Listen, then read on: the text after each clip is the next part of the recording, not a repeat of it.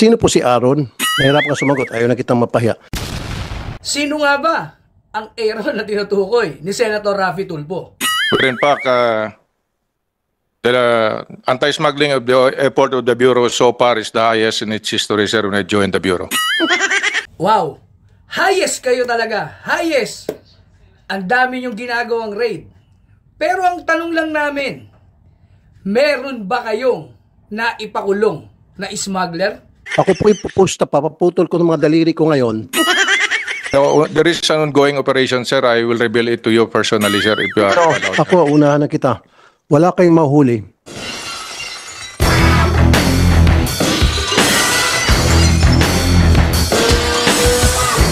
Thank you, Mr. Chair. First of all, I would like to congratulate the Bureau of Customs dun po sa kanilang napakaganda accomplishment. Meron po silang naharang na shabu sa Port of Subic worth 3 billion. And then nagsagawa sila ng control delivery and naturo po doon sa isang warehouse sa Pampanga. Excellent job. Ang tanong ko lang po, identified na ho ba yung consignee? Sir, the consignee is a one-time consignee. One-time consignee. Yes, Okay. sir. And his name or her name? It's the name, sir, is Locar. When we Local? Locar, sir, Locar. Locar. Yes, sir. And who's Locar? The L-O-W-C-A-R? LOCER, sir. Okay. At sino po yung mga nasa likod ng Locar? Ano yung mga personality? Sir, this operation was a combined operation between the National Bureau of Investigation. Yes, sir. Ang tanong ko lang po, sino po nagmamayari ng Locar?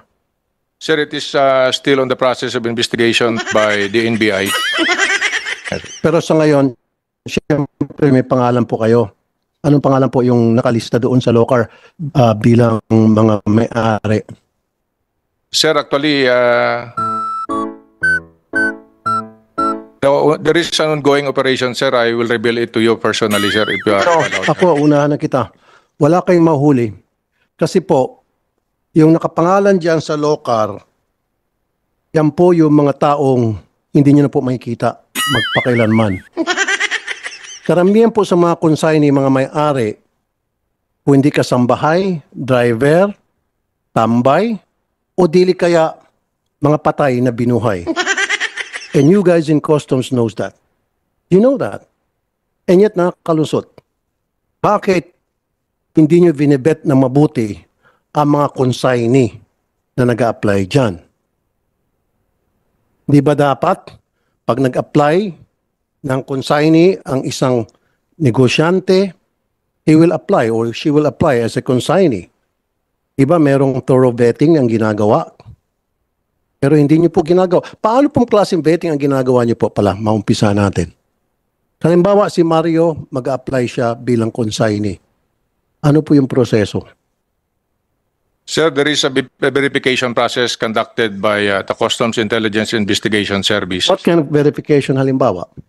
Sir, the addresses, the legality of the documents, and all other, sir, with the background check of all the information. Very good. Yes, sir. Now, kung si Juan mag-a-apply siya bilang consignee at sasabihin niya magpaparating siya ng mga kargamento o high-valued goods. Bawa. Tulad nitong si Loca, sabi mo bago lang, di ho ba? Okay. Now, si Juan mag-a-apply bilang consignee na magpaparating ng high-value goods. Anong klaseng betting ang ginagawa niyo po? Sir, there is an existing office within the Bureau, under... Kaya nga po, anong ang klaseng betting ang tanong ko? Sir, there is... Siyempre mag-uumpisa, verification, papakita ng ID. Tama? Tapos, magpapakita ng, ano pa, sa ID? Sir, there are required documents to be submitted, sir, Like? to an importer. Like, The business permit, sir. business The permit? address, the ability, sir. The ability. Okay, sige. Doon sa the ability, anong mga dokumentong hinahanap nyo to prove that he has the ability to ship ng mga kargamento na, like I mentioned, high-valued goods?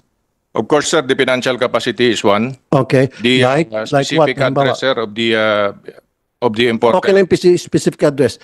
Paano nga po? Anong klase mga dokumentong hinahanap nyo na siya talaga ay may kakayahan na mag-import ng mga high-valued goods o ng mga kargamento na lang? Ano po mga requirements? Turuan na kita, bank accounts, right? Yes, sir. Of course, yung bank accounts, madali naman po yung pupunduhan. Now, sa income tax, nag-require kayo?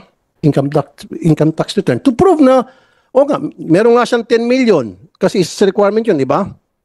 Meron nga siyang 10 million pesos sa bank account niya na for all we know, ipinondohan lang last week. Okay? Pustahan tayo dito sa local, kapupondo lang ng bank account nito kung magkano requirements na pera. Pero ang gusto ko malaman, kung yung bang mga may-ari na mga consignee, kung meron ba silang ipinapakita sa inyo na mga tax returns for the past 5 years to show na yung 10 million na pinanggagalingan niya ay legit dahil taxpayer sila at minegosyo sila. Minegosyo sila, taxpayer sila.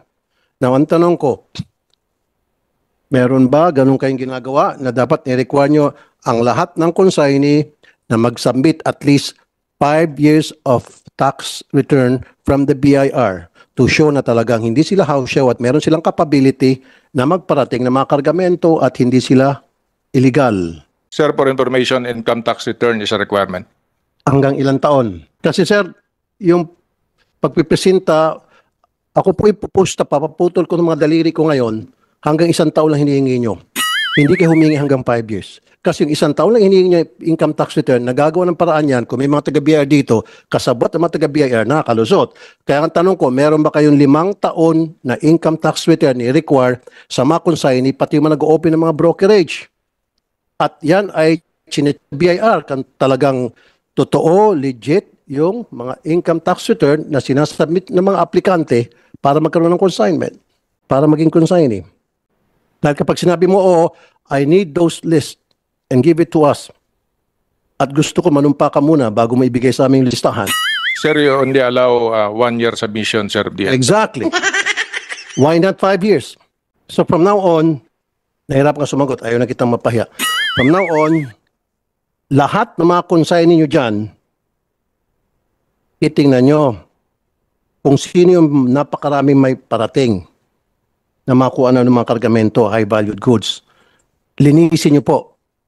I-require nyo lahat ng mga consignee na ito na pumunta sa inyong harapan. In person, physical.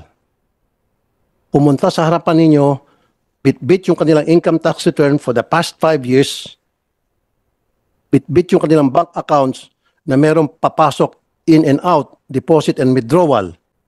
Do that. When you do that, trust me, baka hindi lang 50% ng smuggling, mababawasan. Baka 100% pa. Of course, meron pang kududugtong. I don't know, siguro alam mo na ito o baka hindi mo pa alam. Halimbawa, si smuggler na Juan, gusto niya mag-smuggle. All he has to do is magbubukas siya ng isang brokerage na legit. At sa baba ng brokerage na yan, magbubukas siya ng 2 or 3 consignee na legit din. Itong legit na broker at consignee, ito yung magpaparating ng mga legit na kargamento. So makikilala siya bilang legit. On the other hand, magbubukas siya ng another brokerage, ito na yung hausyaw. And then sa ilalim ng pangalawang brokerage na ito, marami ng galamay ng mga illegitimate na consignee. Ito na yung pinag-usapan natin. Tama? Ngayon, itong si illegitimate consignee, naka-enroll ito at mga scholar. Siyempre, pag ikaw ay naka-enroll at scholar, kailangan mo siyempre magbayad ng tuition fee. So yung nagbabayad ng tuition fee, yun yung inaalaw na magparating kahit anong kargamento. At kapag mainit na, siyempre itong si illegitimate broker, pwede nang hulihin.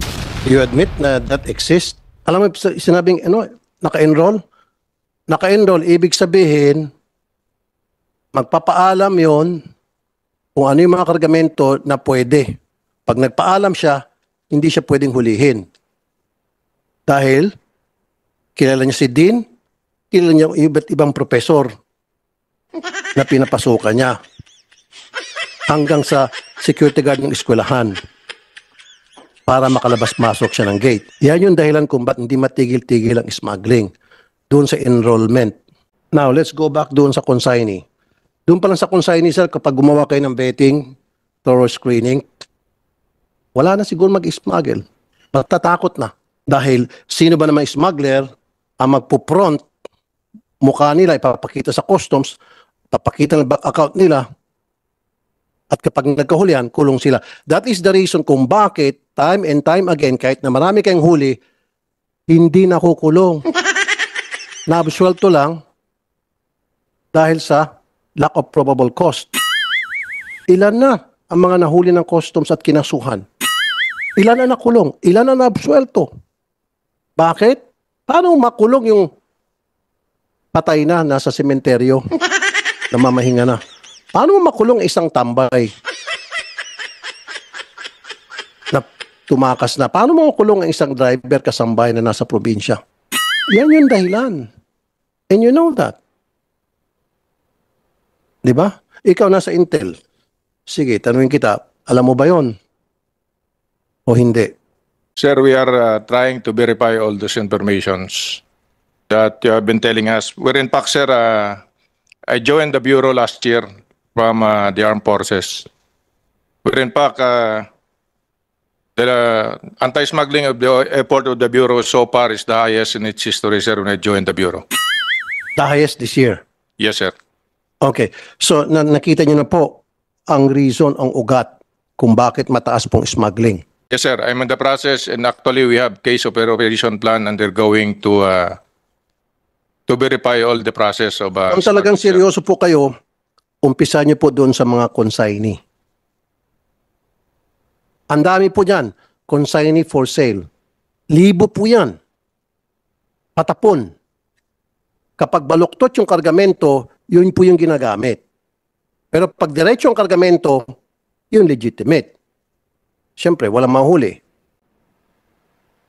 Walang huliin kasi legitimate eh. Umpisa niyo po sa mga consignee. And I know and you know, nakilala niyo po kung sino mga may-ari noon. It just so happen, these people ay naka-enroll. Alam niyo po yung enrollees, ano?